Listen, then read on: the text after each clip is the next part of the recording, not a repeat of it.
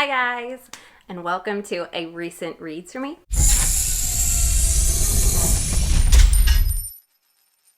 These are all the books that I've been reading recently, and we're going to get started with a good one. The very first one is Sarah J. Maas, Crescent City. I think I put this on about 10,000 TBRs last year and never got around to it. I think it came out last March. It is this very cool book about Fae. I thought it would be kind of a spin-off of her Fae world she already created, but it's like an entirely new world. But it's about like a girl who lives in this urban fantasy life, and her best friend's a wolf, and there's a little bit of a love interest in the beginning, but in the very beginning it's based off this girl named Bryce. In the very beginning it's based off this girl named Bryce, and her whole world just blows up all of a sudden. She has this really good life where she lives with her best friend, and her best friend's kind of high up on the wolf chart, so she gets like these luxuries in life, and she works really hard at this art place, and she parties a ton. But then her whole life blows up. At the very beginning of this book, like everything in her life kind of ends, and then along comes this guy named Hunt, and he is this angel that in their world they're like, he's kind of in a slave position at this point. But you don't really know what her powers are through most of the book, and you know who she's related to, but most everybody else doesn't know who she's related to because she is a child that was unwanted by her father, and she was raised by her mom instead, her human mom and dad. So I really liked the story. It was long. I did read through it quickly once I picked it up. It was hard for me to get into the beginning. And once I got into it, then I didn't set it down and I read it. But I picked it up so many times last year and I was like, I'm just not into this right now. I'm just not into this right now. But I'm so glad I did. I absolutely loved it. I gave it 5 stars. The ending is like quite a lot happens in the ending. I can't wait for book number 2.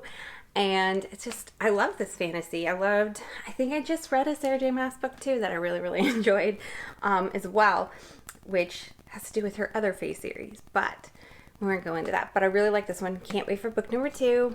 And yeah, it's just beautiful. It's a beautiful book. Finally got around to it. So glad. Right after that book, you've got to read a good one again, and this one was completely on accident, but book number 2 is All Your Perfects by Colleen Hoover. This book I literally picked up for like a 20-minute read because I was uploading something and then just fell in love with this book and just sat there and read for the next couple hours and finished the whole thing. It's a book about Quinn and Graham, and it's about infertility. So if that's like a trigger to you, I probably wouldn't read this book because it's pretty heavy on that. But I think the author, once again, Colleen Hoover, does an excellent job of doing past present. So just when it becomes kind of too hard, she flips it so it's like you kind of get a breath. I love the relationship because it is a long-term relationship. You know, they've been married, they've been trying to have babies. And where does your life go if you don't have babies, and adoption's the whole thing. Everything is discussed in this book, definitely. But it's a very hard book to read. It's so sad. There's a point in the book where the main male character, Quinn, I like hated him. I don't know if other people got that same feeling when they read the book, but by the end I did love the character again. So that's saying something for an author, like for you to hate a character and then like love them by the end. That's like a lot for an author to accomplish, which blew me away. So I definitely gave this one 5 stars. Absolutely loved it. Super quick read. It is a romance at its heart, I would say. It's not a rom-com. It's not funny or anything. It's definitely emotional, and it is kind of second chance love. It's just about an old love more. But I absolutely loved it. It was hard-hitting. It was so good. It was so fast, so easy to read, and it was wonderful. I've lent this out already to a bunch of people. It's got like stains on it now, but really, really good book. Highly recommend it. This one came out a few years ago, I think 3 years ago maybe. So it's a little bit older one by Colleen Hoover. The next book I read was The Four Winds by Kristin. This one came out really recently in February. And I read it right away, and I did a whole review on it. So if you want to check out that review, I will link it up above. So I'm not going to go into this wrap up that much, but The Four Winds was really excellent. It's super hard hitting. It's super emotional. So if you have trouble reading Kristin, I would put this one off. This one is about the Texas Dust Bowl, and it's about like a girl who is just she's like trying to break out away from this very strict family she's got her life into, and she ends up getting married to this guy into this wonderful family. But her and the guy's relationship, she just is never really able to be herself. And it's very, very, very hard during the Texas Dust Bowl. They lose practically everything. It's definitely a book where I felt like I was holding my breath through a lot of it. I did feel depressed during a lot of it. It is like one thing after another thing after another thing. And it's pretty awful. They go to California at one point, her and her family, and her daughter gets this kind of cool role in the book as well that I really enjoyed. And it's a hard-hitting book, but like I said, I won't go into it a lot. I gave this one 5 stars, I believe, as well, and I will leave the review up above. This one is Chasing Lucky by Jenn Bennett, and I was kind of looking for something a little bit lighter, so I went with a YA contemporary here. So this is about Josie and Lucky, and this is set in a really cute little town, like a seaside town. That's what I was excited about it, because it seemed light and easy. The description on the cover is like chasing this bad boy. It's sad, but that's not really what it was about in the end. It's about more of a girl who wants to like go places and do things in her life, and she's been drugged from town to town, and she's just trying to find her own self and like find where she wants to be in life. And she wants to take pictures, and her dad's like a world famous photographer, so she wants to go work for him even though he hasn't really had much to do with her life. And that's just her goals and her plans in life.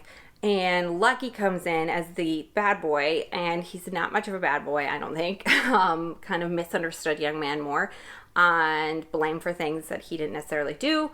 And then there's also an evil side character that they're friends with, and I don't get why they're friends with them. It's somebody's cousin, and it's just like, I don't get that storyline. I feel like that character was put in just to like make things happen in the story, because it wasn't much happening. It's a small seaside town with kids that are like about to graduate high school. So I feel like that storyline was just put in to make things happen instead of the main characters making things happen, you know?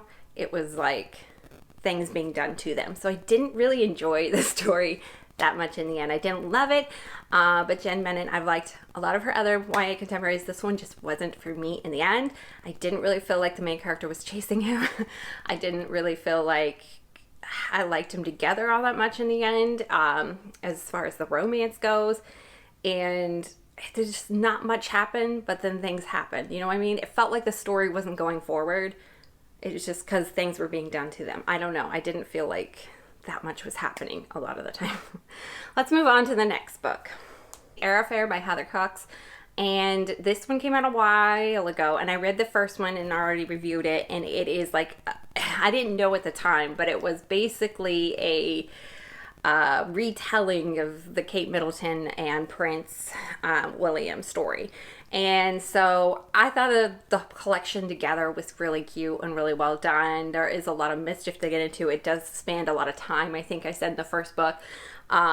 And then the second story as well, you get to know more of the characters that you were intrigued in on the first one, and you get to know more about what happens with them, where they go in life. So it kind of wraps up everything very nicely. If you're looking for some kind of prince and princess fan fiction piece, these, I would highly recommend them. They were really fun and light and easy.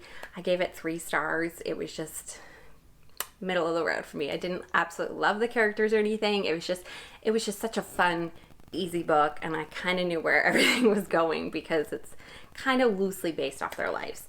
So yeah, I wasn't expecting it. When I first read the first book, I didn't know that's what it was. And so it was nice. It's fun. I had to go on with the second one to see what happened, but that wasn't much of it anything that like.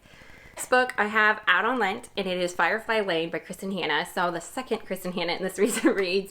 This one I'll go into a little more depth about. I read this simply because I love Kristin Hannah, and the story was out on TV, and I wanted to watch the TV show. So I hurried up and read this, and I bawled. I just bawled. But the story is about Tully and Kate. And it is about their friendship, and it starts off with their friendship at the very beginning. I know in the TV show it does a lot of flashbacks. It is kind of hard to follow, but the story, I feel like in Firefly Lane, the actual written novel, kind of goes more chronological. It does go back and forth a little, but it is more chronologically based of a line story. There are some major differences that I'm not going to point out because I don't want to give anything away if somebody hasn't read it. I do believe that this story leaves off halfway through the Netflix show. But there is a lot of stuff that joins them together as teens for Kate and Tully. I didn't necessarily love either character when they were young. And then I didn't really get in the book. In the show, I got it a lot more, how they were best friends, how they interacted. In the book, I didn't really get that as adults, like why they were still friends. I get they were childhood best friends. They went through a lot together. There's some oldest best friends, but I didn't get why they were still best friends in the book until more towards the very end. The ending is completely different than the Netflix show, so I bawled the last like 70, 80 pages. I woke up and read it in the morning. Would highly suggest that if you read this book, read it in the morning. It would be hard to deal with that at night. And it was rough. And so I couldn't read the second book. I started the second book and I was like, this is way too emotional already. So I plan on reading the second. And yeah, it is about just this girl friendship and how they grew up on Firefly Lane, and they go off and, just like in the Netflix show, they go off and do TV stuff, and one becomes famous, the other one gets married and more settles down and has kids. But yeah, their lives take off completely different paths, but they always still emerged. They're still best friends through it all. And that's the whole storyline. I really enjoyed it. I give it 4 stars overall. It's not my favorite Kristin Hannah by any means, because these are not my favorite characters. There's some other ones she wrote that I love the characters. And yeah, it was pretty good. It was just, she's just a phenomenal storyteller. I think if somebody else had written this story, I would have been like, I didn't like the book at all.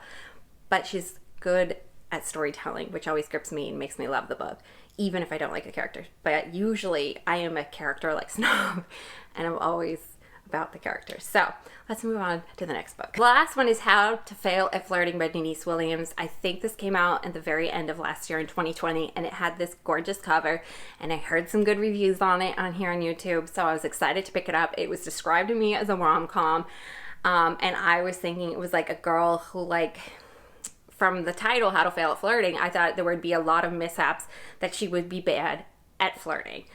It turns out this is more of an emotional romance, I would definitely say. I didn't find it very funny. It was more of a hard-hitting piece than I thought it was going to be, so that kind of like threw me for a loop, and I was like, this is not what I thought I was getting into. I don't remember the book a whole lot, which gives you a detail of how much I liked it. I didn't love this book or the characters in the end. This whole storyline, if you read the back cover and stuff, it starts out with a one-night stand. And so the characters in the beginning, honestly, had a whole lot of chemistry. And I felt like as the book went on, the chemistry wasn't there, that they were just being pushed together because of her evil ex who was abusive. And that's why I say the story was a lot more hard-hitting. And I feel like they were pushed together over and over because of that, not because of the original chemistry, which the author could have wrote in the original chemistry, I thought, or could have used it more. So in the end, I didn't love the storyline, didn't love the characters. I loved it to start out with. It wasn't the story I was expecting, so I had to readjust in my mind, but in the end, it just didn't all come together for me. So yeah, those are all my recent reads. I need to do one more of these to be truly caught up. But I hope you enjoyed it. I hope you check out some of the more individual reviews if you're excited about some of those books. I did read some a lot of these books were near 5-star reads, and there was just a few that just didn't hit home for what I was looking for at that time. But still awesome writers. And like the last book, it was a debut novel. It was a very good debut novel for being a debut novel. I just think it was marketed a little bit wrong. And yeah, I will see you guys in the next one. I see you guys next time. Bye!